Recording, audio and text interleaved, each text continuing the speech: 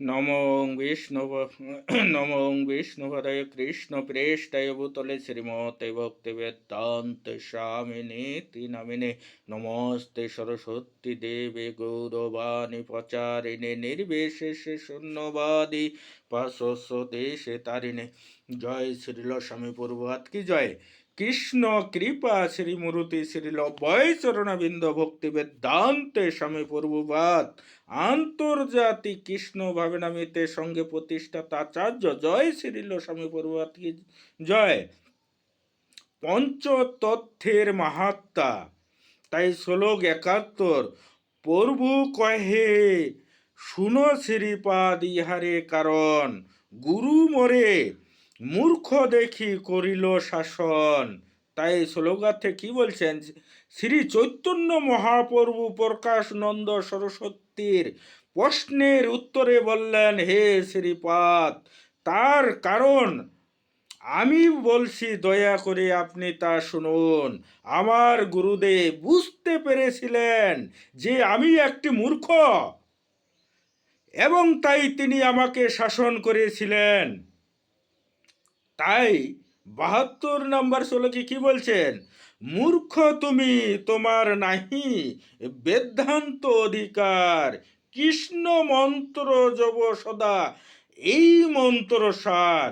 তিনি বলেছিলেন তুমি একটি মূর্খ, বেদান্ত দর্শন অধ্যয়ন করা তোমার অধিকার তোমার নেই। তুমি কেবল নিরন্তর হরে কৃষ্ণ মহামন্ত্র করো, এটি হচ্ছে সমস্ত বৈদিক মন্ত্রের সার। তাই এইখানটে তাৎপর্য শ্রীল স্বামী প্রভুপাদ সুন্দরভাবে ব্যাখ্যা করেছেন।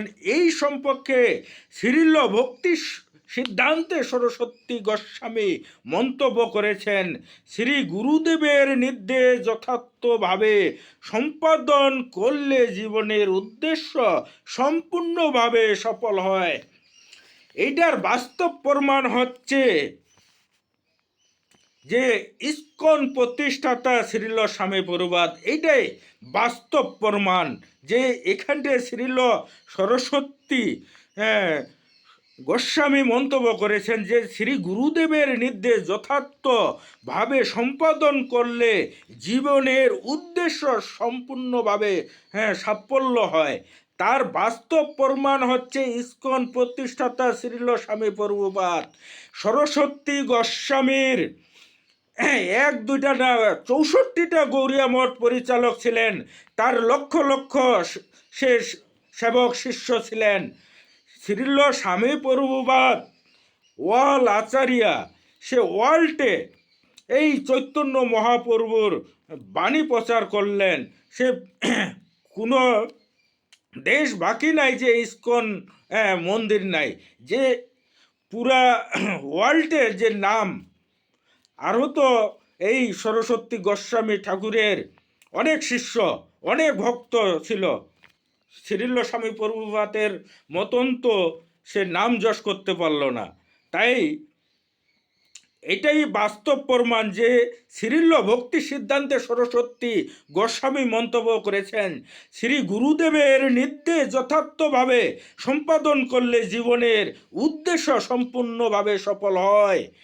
এইভাবে গুরুদেবের আদেশ পালন করাকে বলা হয় শ্রোত বাক্য, এবং এই ধারাতেই শিষ্যকে অবচলিতভাবে গুরুদেবের আদেশ পালন করতে হয়। তাই ভক্তি সিদ্ধান্তে সরস্বতী গোস্বামী এই জগৎ থেকে বিদায় নেওয়ার সময় সে সব শিষ্যদেরকে বলে গিয়েছিলেন দলবদ্ধভাবে শ্রী চৈতন্য মহাপ্রভুর হরিনাম এই নগর গ্রাম শহর সংকীর্তন প্রচার করতে। সরস্বতী গোস্বামী এই জগৎ থেকে যাওয়ার পরে তার শিষ্য, তার ভক্তগুলা কি করলো, সরস্বতী গোস্বামী যে ৬৪টা গৌড়িয়া মঠের পরিচালক ছিলেন তার জায়গাটা নেওয়ার জন্য তারা উঠে পড়ে লাগলেন। মামলা মোকদ্দমা অবধি হয়ে গেছিল। কিন্তু এইটার বাস্তব প্রমাণ হচ্ছে শ্রীল স্বামী প্রভুপাদ এই যে ভক্তি সিদ্ধান্তে সরস্বতী গোস্বামীর মন্তব্য হচ্ছে, গুরুদেবের নির্দেশ যথার্থভাবে সম্পাদন করলে জীবনের উদ্দেশ্য সম্পূর্ণভাবে সফল হয়। তাই শ্রীল স্বামী প্রভুপাদ গুরুদেবের নির্দেশ পালন করেছিলেন।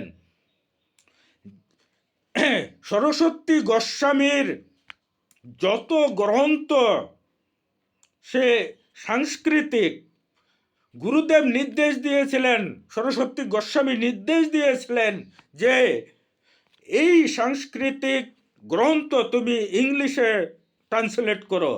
তাই শ্রীল স্বামী প্রভুপাদ বাড়ি ঘর সব কিছু ত্যাগ করার পরে শ্রীল রূপ গোস্বামী এবং সনাতন গোস্বামী সমাধির কাছে 1 বছর না, 1-2 বছর না, 10 বছর ধরে এই গ্রন্থ লিখে গেছিলেন।